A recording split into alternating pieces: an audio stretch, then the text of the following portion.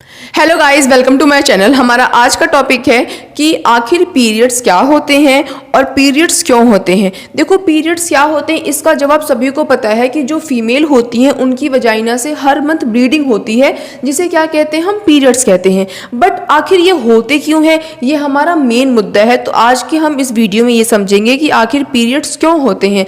तो इधर देखो, ये हमारा क्या है, पूरा फीमेल रिप्रोडक्टिव सिस्टम का डायग्राम है। आप सबको पता है कि जो फीमेल होती है उनके पास 2 ओवरी होती है।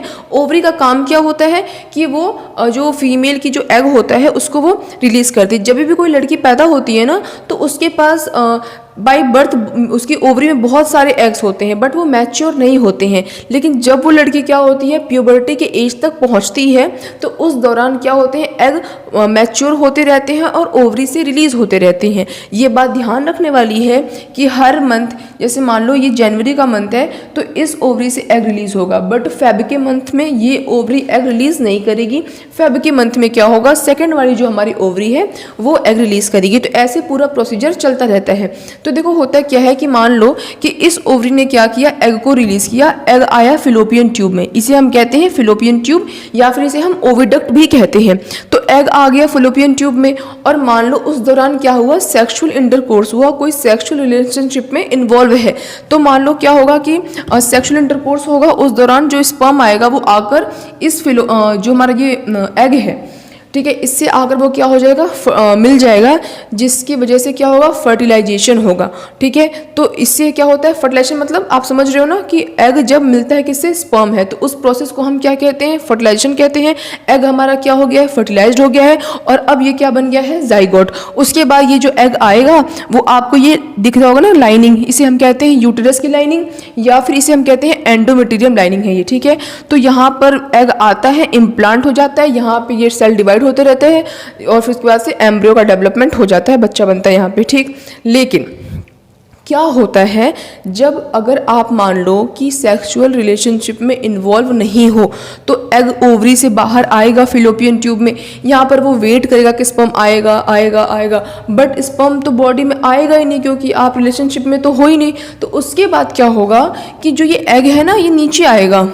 ठीक है, और ये जो लाइनिंग है, ये बताओ ये लाइनिंग क्यों है। ये लाइनिंग इसलिए होती है क्योंकि ये जो एंडोमेटेरियम है ना, ये इसमें ब्लड की सप्लाई बहुत ज़्यादा होती है, बहुत ही नरिशमेंट प्रोवाइड करता है एम्ब्रियो को, क्योंकि बच्चे को डेवलपमेंट होने के लिए वहाँ पे रिच न्यूट्रिएंट्स चाहिए, इसलिए ये उसको सपोर्ट करता है। बट क्योंकि आपकी बॉडी में स्पर्म नहीं आया, क्योंकि एग फर्टिलाइज नहीं हुआ, तो इस एंडोमेट्रियम का कोई काम तो नहीं है ना। एंडोमेट्रियम का मेन मकसद क्या होता है कि यहाँ पे एम्ब्रियो का डेवलपमेंट होना है, तो मेरे को नरिशमेंट प्रोवाइड करानी है, इसलिए वो हर महीने अपने आप को डेवलप करता रहता है।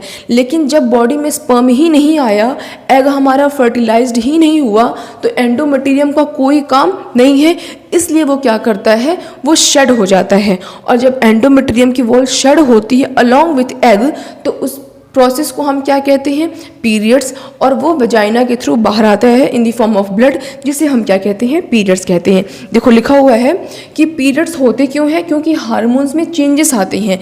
ओवरी क्या करती है, फीमेल हार्मोन्स रिलीज करती है, जिसका नाम क्या है, एस्ट्रोजन एंड प्रोजेस्टेरोन। ठीक है, ये जो हार्मोन्स होते हैं, this hormones cause the lining of the uterus. ये जो लाइनिंग बन रही है ना आपकी एंडोमेट्रियम की, ये किसके कारण बन रही है, जो हमारे हार्मोन्स हैं, फीमेल हार्मोन्स, उनके कारण। ठीक है, अब देखो उसके बाद क्या हो रहा है, the built up lining is ready for fertilized egg. ये जो लाइन है ना, ये बिल्कुल रेडी होती है कि मेरे को यहाँ पे फर्टिलाइज्ड एग आएगा और यहाँ पर एम्ब्रियो का डेवलपमेंट होगा। फिर आगे कह रहा है, if there is no fertilized egg, कि अगर कोई फर्टिलाइज्ड एग नहीं आता है, द लाइनिंग ब्रेक्स डाउन, तो ये लाइनिंग क्या हो जाएगी, ब्रेक डाउन हो जाएगी, क्योंकि अब तो इसको कोई काम ही नहीं है ना, कोई बच्चा ही नहीं है, तो ये किसको नरिशमेंट प्रोवाइड करेगा। तो ये ब्रेक डाउन हो जाता है एंड ब्लीड्स, और ब्लीड्स हो जाती है बाहर, ब्लीडिंग के रूप में ये जो एंडोमेट्रियम की वॉल है ये बाहर शेड हो जाती है in the form of blood, जिसे हम कहते हैं पीरियड्स। फिर एक बात आपको नोट करने वाली ये है कि it usually takes about a month for the lining buildup. ये लाइनिंग बनने में जो समय लगता है वो औसतन 1 मंथ का लगता है, 1 मंथ का, जिसके कारण से जो पीरियड्स होते हैं वो हर महीने आते हैं। जो पीरियड्स का जो नॉर्मली टाइम होता है वो 23 डेज टू 35 डेज, इनके बीच में क्या होता है, पीरियड्स अगर आपको आते हैं तो वो बिल्कुल नॉर्मल होते हैं। तो मैं उम्मीद करती हूँ गाइज आपको आज का टॉपिक बहुत अच्छे समझ में आया होगा। ऐसे और इंटरेस्टिंग टॉपिक्स के लिए मेरे चैनल को सब्सक्राइब जरूर करें और अगर वीडियो पसंद आई तो उसे एक लाइक जरूर करें। That's all, bye guys.